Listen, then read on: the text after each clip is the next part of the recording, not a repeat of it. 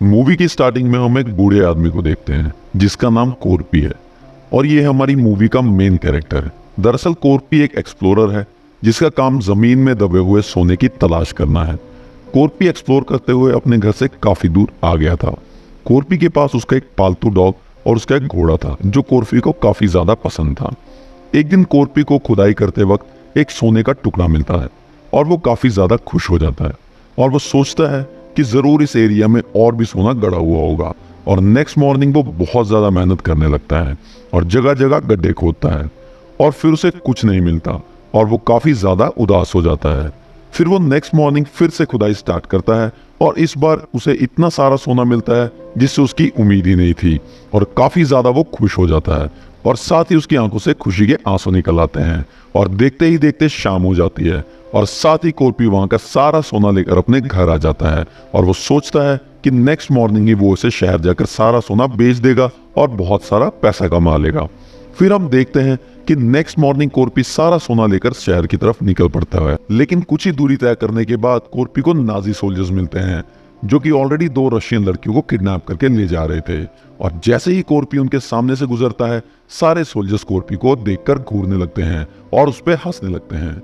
Commander कोरपी को घूर रहा था और वो कोरपी को वहां से जाने की इजाजत दे देता है। फिर कोरपी कुछ दूर आगे बढ़ने के बाद देखता है कि बहुत सारे लोगों को मारकर खंबे के साथ बांध दिया गया है और वो काफी ज्यादा घबरा भी जाता है, लेकिन वो आगे बढ़ते ही रहना चाहता था। और कुछ दूरी जाने के बाद नाजी सोल्जर्स की एक और टीम उसे रोककर तलाशी लेने लगती है और उन्हें पता चल जाता है कि कोरपी एक स्मगलर भी है और वो सोल्जर कोरपी को बोलता है कि सारा का सारा सोना वो उसे दे दे और अपने आप को उनके हवाले कर दे। फिर कोरपी अपने डॉग को बोलता है कि वो वहां से भाग जाए और उस पर कुछ सोल्जर उस डॉग पर फायरिंग करने लगते हैं। इधर फायरिंग की आवाज सुनने के बाद उस सोल्जर के कमांडर्स को लगता है कि कोरपी का काम तमाम हो गया होगा और वो हंसने लगता है, लेकिन इधर तो कुछ और ही हो रहा था। एक्चुअली वो सोल्जर्स कोरपी को परेशान कर रहे थे और तभी कोरपी अपने चाकू से उन सोल्जर्स पर अटैक कर देता है और अपने चाकू से एक सोल्जर का सर काट के आर पार कर देता है, जिसे देख बाकी के सोल्जर काफी ज्यादा डर जाते हैं और बाकी के सोल्जर एक साथ उस पर अटैक कर देते हैं, लेकिन कोरपी उन सबको मार देता है। इसी बीच और भी गोली चलती है जिसे सुनकर कमांडर उनकी तरफ आने लगता है और वहां अपने सोल्जर्स की डेड बॉडी देखकर वो काफी ज्यादा हैरान हो जाता है। जब वो अपने सोल्जर्स को देख रहा होता है तब उसे एक सोल्जर्स की बॉडी पर एक सोने का टुकड़ा मिलता है, जिसे देखकर वो समझ जाता है कि कोरपी एक स्मगलर है और उसी ने उनके सोल्जर्स को मारा है। और वो कमांडर सोने की लालच में कोरपी को ढूंढने लगता है। कुछ दूरी चलने के बाद उन्हें कोरपी नजर आ जाता है और वो कमांडर अपनी टीम में कोरपी के ऊपर गोली चलाने के लिए बोलता है। इधर कोरपी अपने घोड़े को बहुत तेजी से भगाने लगता है। फिर कमांडर अचानक गोली चलाना बंद कर देता है क्योंकि वो देखता है कि कोरपी जिस तरफ जा रहा था उस तरफ लैंडमाइन बिछी हुई है। और फिर कोरपी के घोड़े का पैर जैसे ही माइंस के ऊपर पड़ता है वहां बम फट जाता है और घोड़े की वहीं मौत हो जाती है, लेकिन कोरपी बच जाता है। कोरपी अब बहुत ज्यादा जख्मी हो गया था और अपने घोड़े को मरते हुए देख उसे काफी ज्यादा दुख हो रहा था और कोरपी का सारा सोना बिखर जाता है,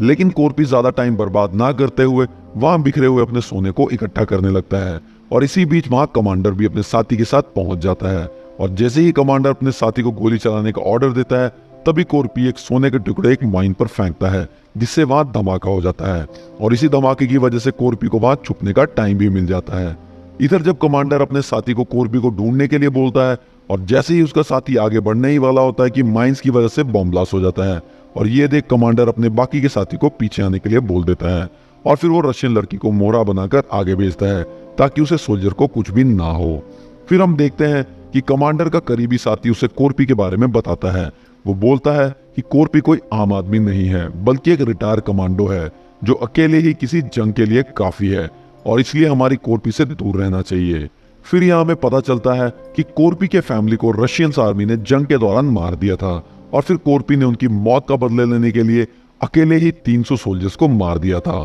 जिसमें नाजी और रशियन आर्मी के कुछ मेंबर्स भी थे। और उस टाइम पे आर्मी उसे पकड़ लेती है और उसे काफी ज्यादा टॉर्चर करती है, लेकिन वो फिर भी नहीं मरता है, जिस वजह से आर्मी उसे अकेला जंगल में छोड़ देती है और तभी से उसका नाम कोरपी रख दिया जाता है, जिसका मतलब होता है कि जो ना ही कभी हारने वाला और ना ही कभी मरने वाला। फिर यहाँ से सीन शिफ्ट होता है और हमें करंट सीन दिखाया जाता है जहाँ कोरपी को हम देखते हैं जो कि एक जली हुई गाड़ी के अंदर रुका हुआ था और अपने पैर को देखता है जिसमें गोली लगी हुई थी और फिर वो अपने चाकू से मदद से गोली को निकालने लगता है, जिस वजह से उसे बहुत ज्यादा दर्द हो रहा था और वो वहीं कुछ देर तक आराम करने लगता है, जिस वजह से उसकी आंख लग जाती है। फिर कुछ टाइम बाद कमांडर कॉर्पी को ढूंढते हुए उसकी तरफ आ रहे थे और गाड़ी की शोर की वजह से कॉर्पी की नींद खुल जाती है और वो एक ट्रक के नीचे छुप जाता है। लेकिन कमांडर के कुछ डॉग कॉर्पी का स्मेल कर लेते हैं और उसका पीछा करते हुए उसकी तरफ आ रहे थे। तब कॉर्पी ट्रक के टैंक को छेद करके अपने ऊपर पेट्रोल छिड़क लेता है, जिस वजह से डॉग उसे ढूंढ नहीं पाते।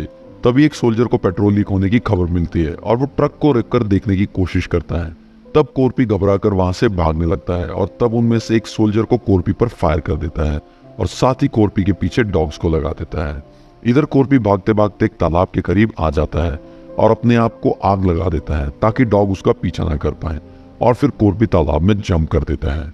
इधर बाकी के सोल्जर्स कॉर्पी को बहादुरी देखकर काफी हैरान थे। फिर कमांडर अपने कुछ सोल्जर्स को कॉर्पी को पकड़ने के लिए पानी में भेज देता है, पर वहां भी कॉर्पी ने एक एक करके सबको मार देता है और फिर कॉर्पी वहां से भी भाग जाता है। इधर कॉर्पी का डॉग भी तालाब के करीब आ जाता है, जिसे कमांडर अपने साथ रखकर कॉर्पी को पकड़ने का नेक्स्ट प्लान बनाता है। फिर हम कॉर्पी को देखते हैं जो एक जले हुए पेट्रोल पंप पर आकर रुकता है। कॉर्पी अभी वहां काफी ज्यादा थक गया था और वो वहीं कुछ देर तक रेस्ट करने को सोचता है, लेकिन तभी कॉर्पी को उसके पालतू डॉग की आवाज सुनाई देती है और जैसे ही कॉर्पी अपने पालतू डॉग को अपने पास आते हुए देखता है तो वो काफी खुश हो जाता है। लेकिन उसके डॉग के ऊपर बॉम्ब लगा हुआ था और तभी कॉर्पी जैसे ही डॉग से बॉम्ब निकालने की कोशिश करता है तब बॉम्ब वहीं ब्लास्ट हो जाता है, लेकिन कॉर्पी को कुछ नहीं होता। कॉर्पी सिर्फ बेहोश होता है और फिर कमांडर और उसके साथी आकर कॉर्पी को पकड़ लेते हैं और वहीं एक लकड़ी के ऊपर कॉर्पी को फांसी लगाकर लटका देते हैं, लेकिन वो इतनी आसानी से मरने वालों में से नहीं था। जब कमांडर वहां से चला जाता है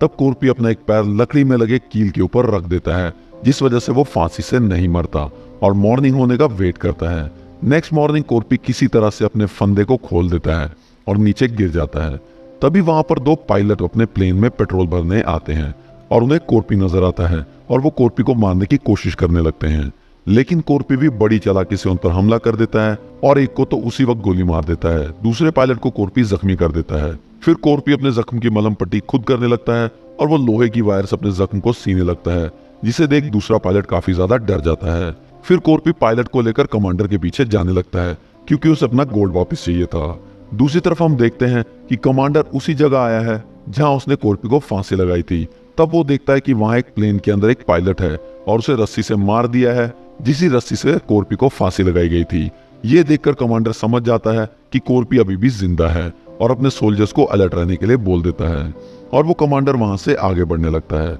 फिर हम देखते हैं कि कॉर्पी उसी ट्रक में आ जाता है जिस ट्रक में रशियन लड़की को रखा गया था और उस ट्रक के गार्ड को वो मार देता है और उस रशियन लड़की को अपनी मदद करने के लिए बोलता है। वो लड़की पहले से ही उसकी मदद करने का मन बना चुकी थी। उसके बाद वो उस ट्रक के ऊपर कब्जा कर लेता है और बाकी के सोल्जर्स पर अटैक कर देता है। इधर कॉर्पी भी कमांडर के साथी के टैंक के ऊपर आ जाता है और वो बड़ी आसानी से एक सोल्जर को पकड़ लेता है और इसी बीच वो दोनों टैंक से नीचे गिर जाते हैं। जब कॉर्पी उस सोल्जर को मार रहा होता है तभी वहां एक बाइक पर दो सोल्जर आते हैं, लेकिन वो कॉर्पी को देखकर वहां से भाग जाते हैं और वो अपना बाइक वहीं छोड़ देते हैं। इधर कमांडर अपने साथी के साथ मिलकर एक पायलट से मिलता है ताकि वो फ्लाइट के जरिए वहां से भाग सके, लेकिन तभी वहीं पर कॉर्पी आ जाता है और प्लेन पर अंधाधुंध फायरिंग करने लगता है, जिस वजह से प्लेन का शीशा टूट जाता है, लेकिन वो उड़ान भर ही लेता है। फिर कमांडर नीचे बाइक को देखता है और कमांडर को लगता है कि कॉर्पी नीचे ही रह गया, लेकिन कॉर्पी अपने हथियार के जरिए प्लेन पर आ गया था और कॉर्पी जैसे तैसे करके प्लेन के अंदर आ जाता है। जब कॉर्पी प्लेन के अंदर आता है